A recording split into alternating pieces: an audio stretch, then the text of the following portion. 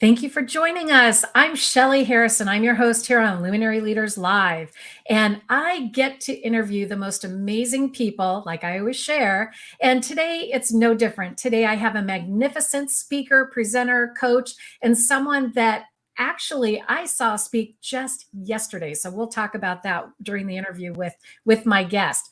And as you can see, she's next to me. But a little bit about my company. My company is Luminary Leaders. So in addition to doing this show, we are a company that represents CEOs and executives to help leverage their company and also make them bookable for stage. So without further ado, I want to introduce my guest, and Marie. Welcome to Luminary Leaders, Marie Knight. She is the owner and chief influencer at Knight Leadership Solutions. So welcome, Marie. Thank you, Shelly. I'm so excited to be here. Thanks for having me today. And I look forward to having a great conversation about what's happening in the world of business and work and all of those great things. I can't wait myself. And we'll talk about what happened yesterday. But first, I would love for our audience to know who you are and really what gets you excited about the work that you do with companies and business owners.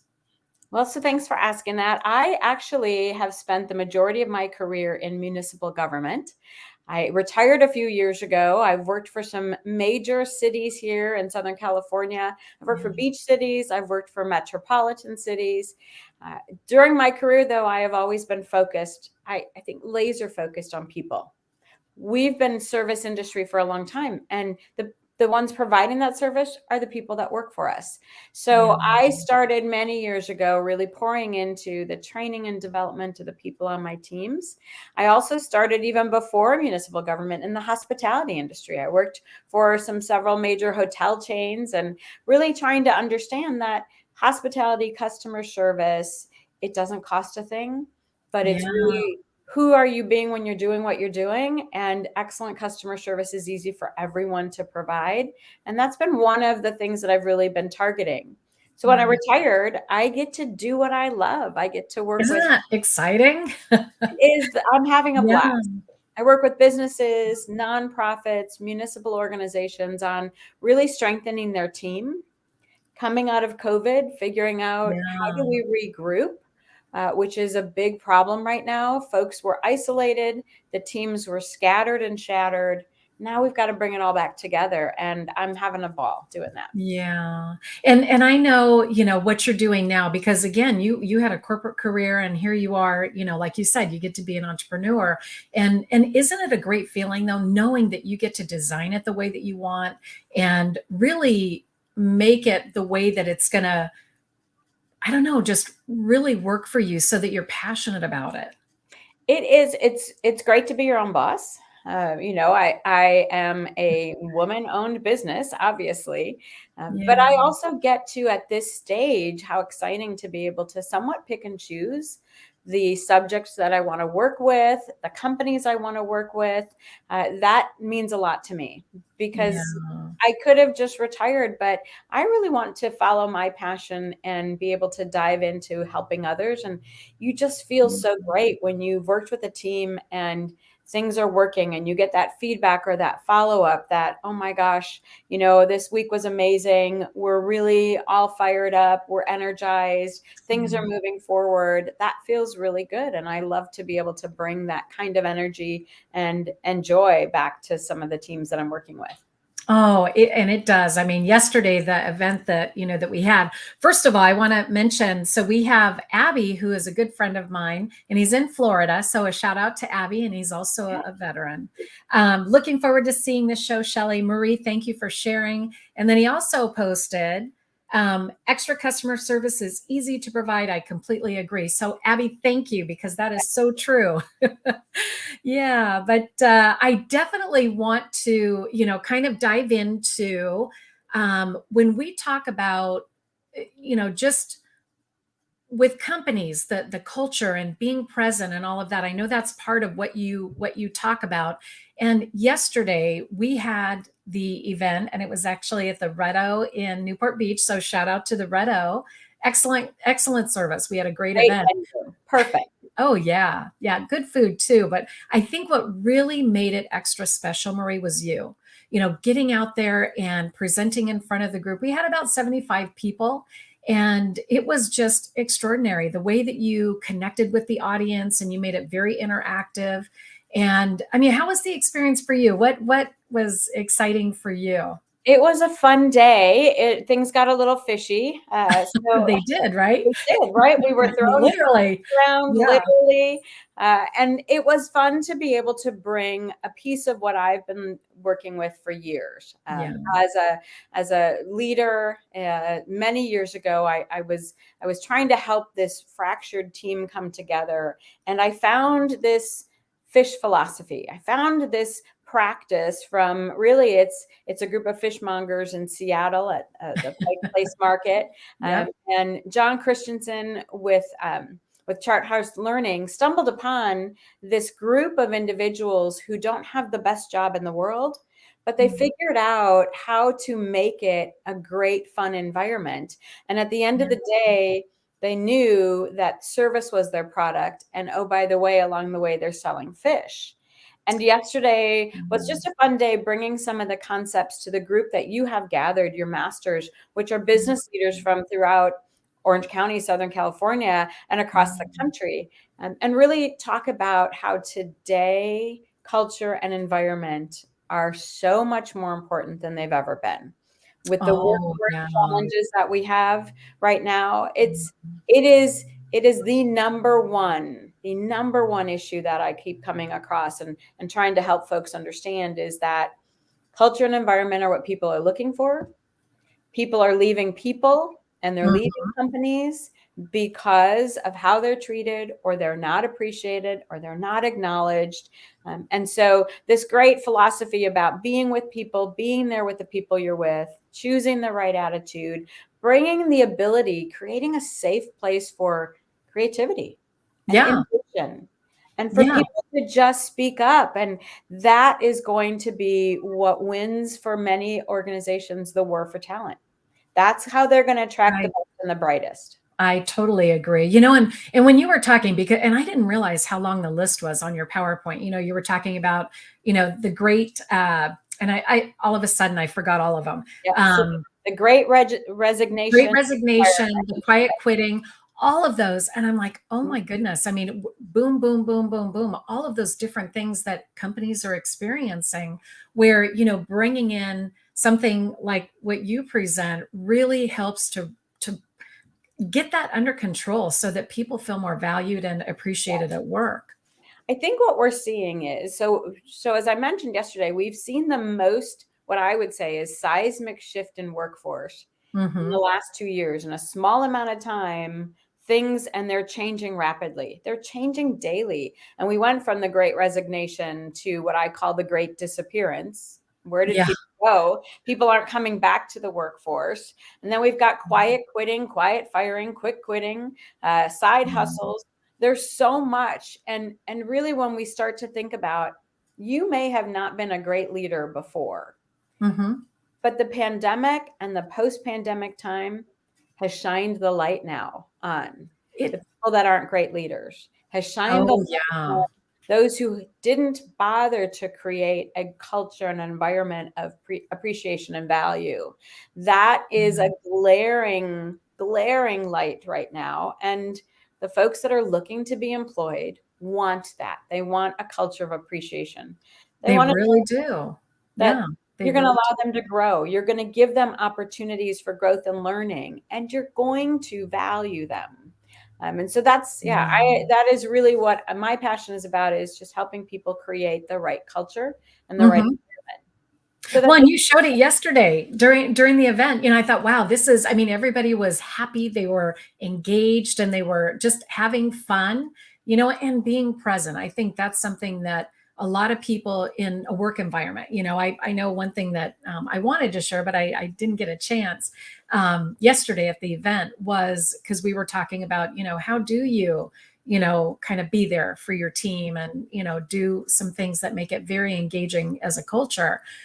When I worked in the banking industry, and this is going back maybe 20 some odd years, and we used to do, believe it or not, affirmations where I would get my team, and I was managing a branch. So, vice president of a branch banking office. We would gather, and everybody knew it was affirmation time. And we would get in a circle, and we would just, all of us would, where we would have our word for the day, or what's your affirmation? And, they would kind of go one by one. And then we would have a team affirmation where we'd all chant, we would chant it. Everybody was smiling and laughing. And it's like, it got them in a mood that was contagious. And it kind of, transferred on to our clients because of, how happy they were and engaged. And that's part of this philosophy, is that if you are enjoying what you are doing, then Yes. naturally you're enjoying serving your customers, serving the people, providing the service you're providing. Your customers feel good. I mean, we've all been somewhere where someone who is serving us, you can tell they do not enjoy their job. You can tell they do not want to be there. And that makes our experience as a customer not a good one. And so I think for a while, something happened in business where folks just thought, well, we can't do the touchy-feely things, and we have to be serious, and we have to, be hard driving, and we have to bring some of that back. I think we are underestimating as leaders the toll that COVID has taken emotionally on people. Yes. Yeah. Everybody wanted to go back to normal. Everybody wants to just bring the team back and let's pick up where we left off. And we have to take a breath and a beat and really check it. We do. Ask them how they're doing. What's going on? How are you feeling? We need to start asking questions and be curious and show that empathy and that we care about people. Exactly. Or they'll leave. They will either quickly quit or they'll quietly quit. Neither one of those works for you as an organization. I mean, when you think about how much it costs for recruitment, training, and retention. Oh my gosh. It's an exorbitant amount, per person. Right. Yeah. To keep the people you have. Why aren't we working harder to keep the people that we have?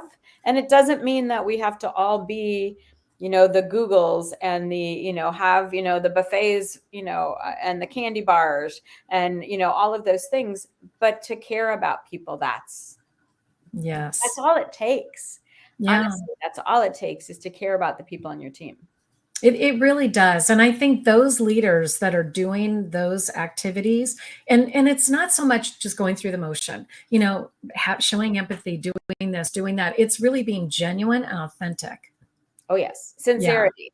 Yeah. Right. We can tell when someone's doing something because it's either the, oh, here's the new flavor of the day, right? We're going to do this, or they don't mean it. And, we talk about people's emotional bank account. And as a leader, you need to be making deposits regularly into the emotional bank accounts of your people. Yeah. And that's through appreciation, growth, learning, opportunity.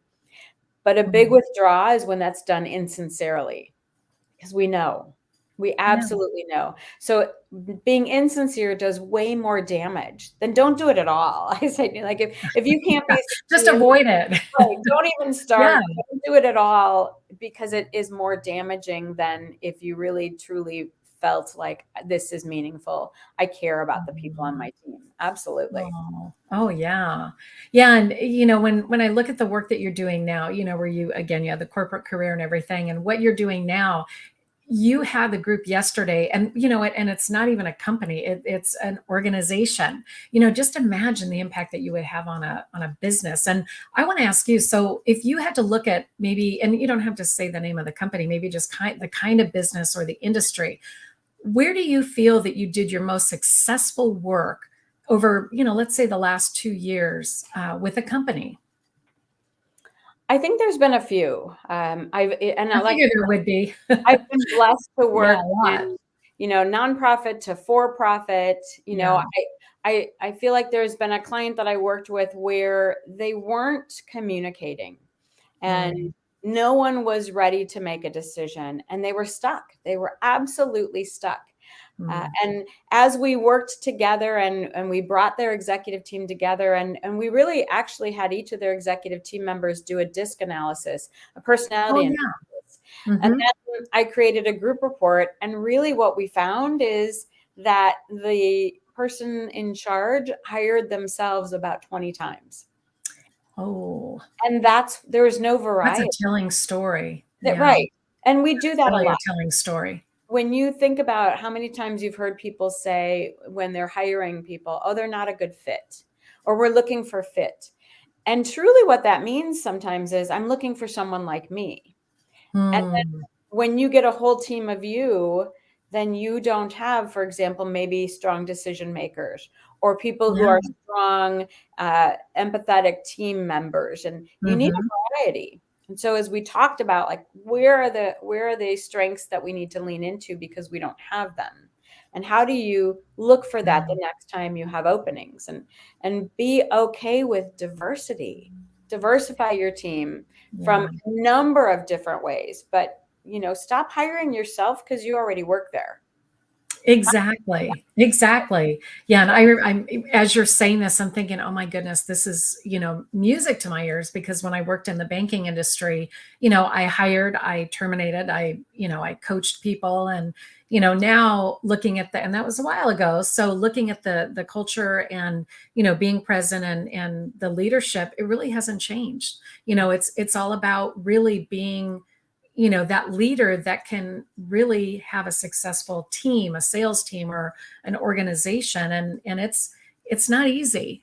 Some people really have to work at it. So when you look at companies that can really benefit from what the coaching that you do, Marie, what are some of those things that they can expect working with you?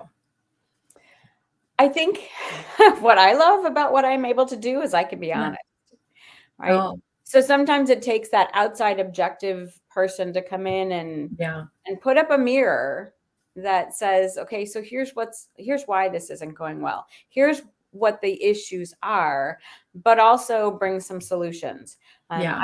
I love coaching. I have probably about 10 individual executive coaching clients that I'm working with It's right now. fantastic. Yeah. My job isn't to tell them what to do.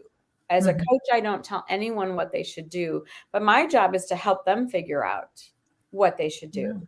and self-discover. Yeah. And I think that sometimes, like we have a client in Northern California, and I love this because he has sort of gifted to his entire executive team a one-on-one coach.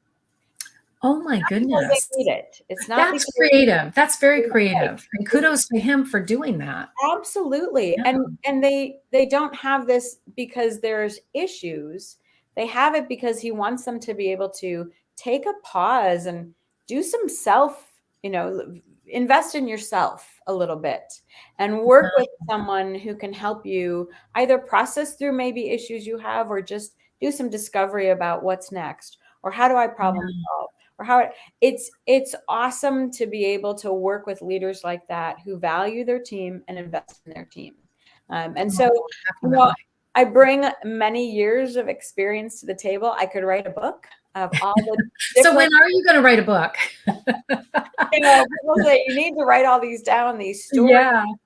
Start with chapter 1. right? And learning lessons. And I don't even know what I Yeah. would call it, but it's, I like that I'm able to just bring not only the experience, but I have so many tools. I'm a trainer and a member of the fish organization, but I'm also Yes, which is I'm a team member with the John Maxwell. I'm a certified John Maxwell team member.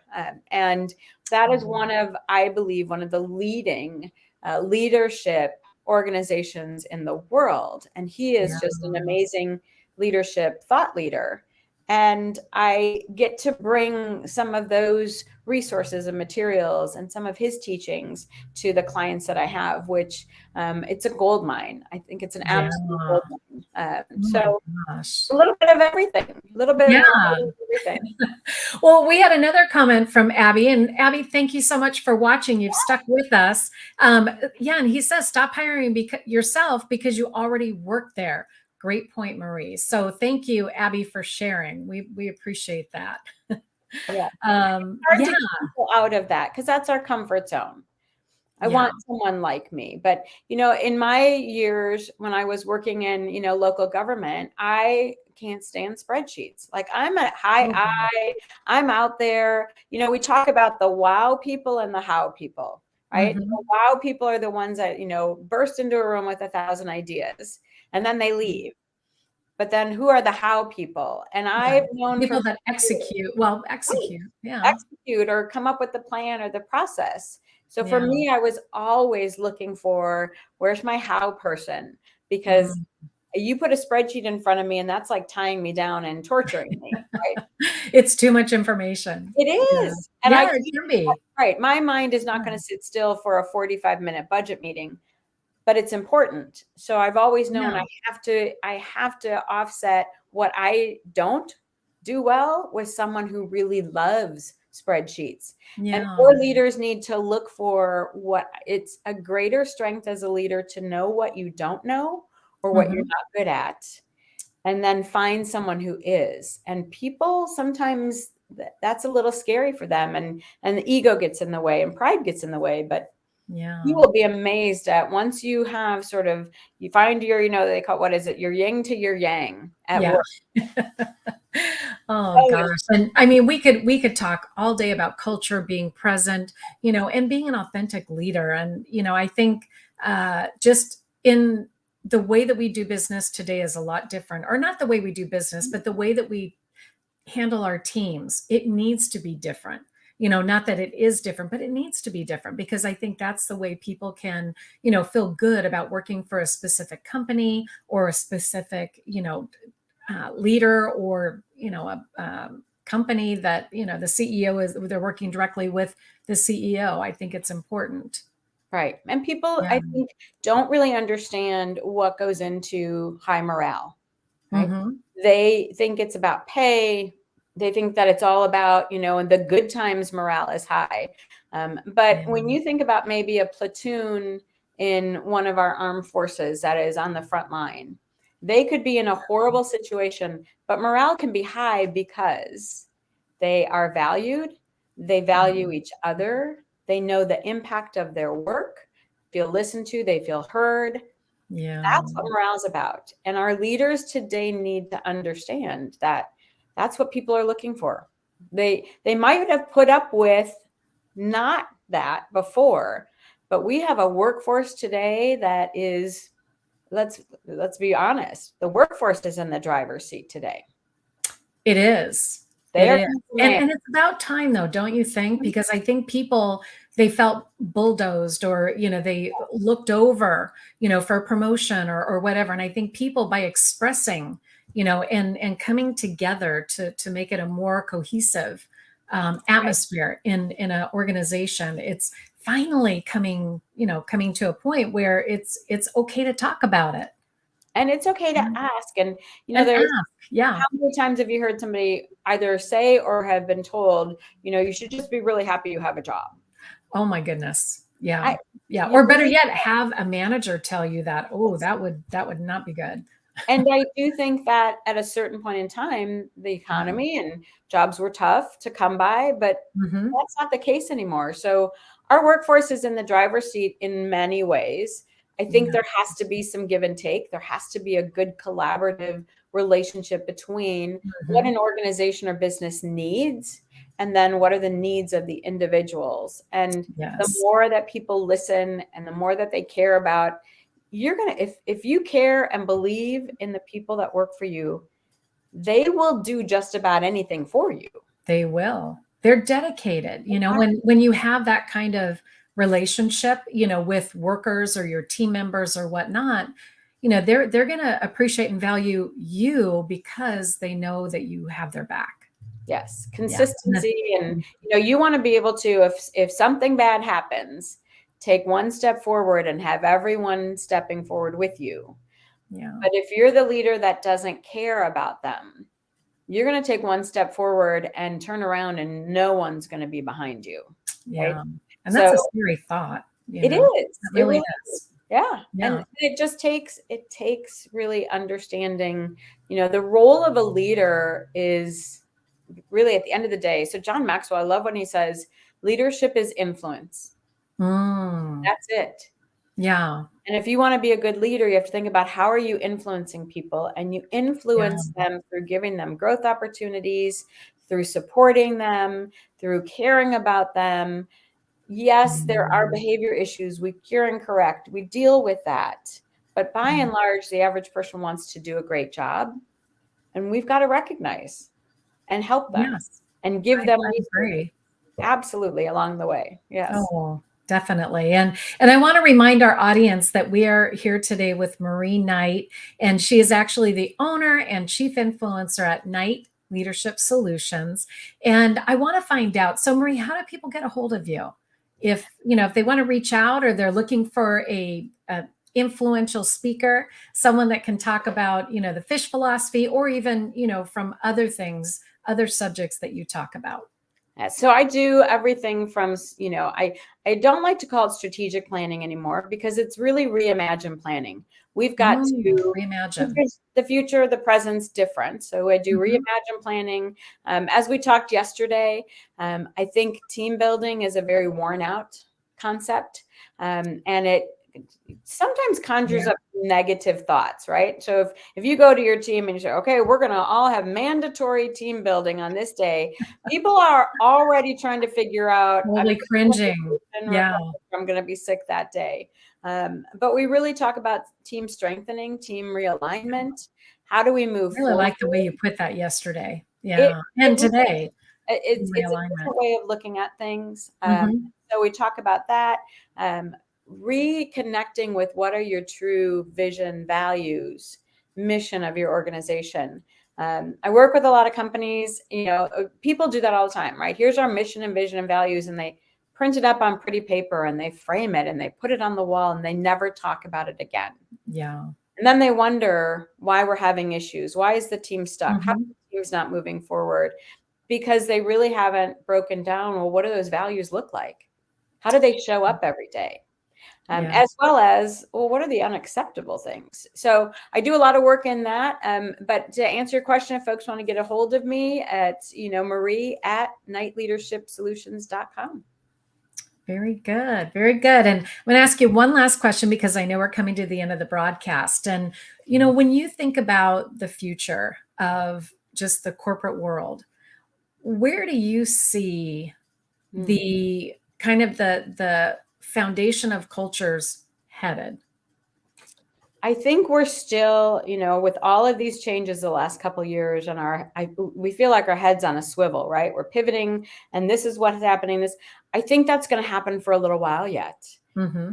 There's sort of that leveling out. Right? We've got the waves that are crashing still, and things are Yeah. going to have to level out, and folks are going to have to figure out where do they stand as a corporation? What do they value more, right? Yeah. And when they start to value people more than anything else, things will start to get better and move better, and you'll see less shift, and people might settle Yeah. in. But I feel like we're still in a bit of uncertain times for a Mm-hmm. while. There's organizations that are still completely remote, Mm. and are going to eventually have to figure out, is it a hybrid? And still, what does that hybrid look like? And how do we bring equity into an organization where maybe hybrid or remote working wasn't available for everyone? Yeah. Now we've got some real issues between folks who are never allowed to go home, so to speak, and those that were. And Mm-hmm. those that were maybe are complaining about having to come back, and the ones that were always back are feeling like, whoa, what about us? And Yeah. Why can't we work from home? exactly, and we couldn't Yeah. work from home, and now you're complaining because you have to come back. And there's so many things that employers haven't dealt with. They didn't put good policies in place because nobody, when the world shut down, what was it, March of 2019, Yeah. 2020. 2020, Yeah. we all thought in the beginning, oh, it's a couple weeks, or what is this? And it'll Yeah. be, or it'll be, no one really, and I shouldn't say no one, a lot of people didn't forecast and put some good policies in place for the long term. And they're paying for it now, right? Yeah. Inconsistencies in how we deal with people. And so some of that has to level off, and it's going to take a Mhm. little while yet. Yeah. Oh, I completely agree. most definitely. Well, Marie, this was so much fun. And again, thank you so much for being a guest on Luminary Leaders Live. And I want to say thank you as well for yesterday, because you really, you were extraordinary. The It was so presentation much that you gave. And I mean, it was powerful, the way that the all of the members and people that attended, how they received it. So thank you. Oh, thank And you for having me, both yeah. yesterday and today. It's been a pleasure. Oh, most definitely. And we'll have to have you back and, in Yes. the future, and, could just kind of share with us and update us on what you're working on, and that book, right? So someday you'll write that book. Not So someday, you will write that book, right? yes, I will write that book someday. It might be a 2-pager, but I will write that book. Oh, well, even if it's an ebook, that's fine. Or even you could start with articles and then you get the bug and you want to write a book, There right? we go. There we go. That could be Or the it might starting just point. be a children's book. Who knows? Yeah. Anything is possible, right? Anything is possible. Yeah. Absolutely. Well, thanks for Yeah. having me. I really Well, appreciate thank it. Thanks for you, all you're doing Marie. to promote leaders and to promote speakers, and for all of the folks with the Masters event yesterday. It couldn't have come together without all of your behind the scenes help. So thank you. Well, thank you. I appreciate that. I think we made a great team. Yes. Yeah. All right. Well, I want to thank our audience for tuning in with us today on the broadcast. We were streaming live on Facebook, LinkedIn, YouTube, and we had a few people watching right now. And I know, let's see, we've got, well, Abby, my goodness, I just want to thank you. You are our biggest fan. Thank you, Marie, for sharing. When I come to California in December, I hope we can meet you and Shelly. So Yeah. he'll be coming. Yeah, he'll be coming to California in December. In fact, we're going to be working on a workshop with Abby. So we've got that in motion. So again, I want to thank our audience. Subscribe to Luminary Leaders Live so you can meet people just like Marie, who are doing extraordinary work out in the field and just impacting lives and teams. And again, I want to thank you, Marie, for being a wonderful guest today. And and we've got a lot of things that we'll be able to kind of collaborate on. Yes. Definitely. I can't wait. Looking forward to it. Thank you Me so much. too. All right. All right. Well, everyone, have a great day, good weekend, and we'll catch you next time.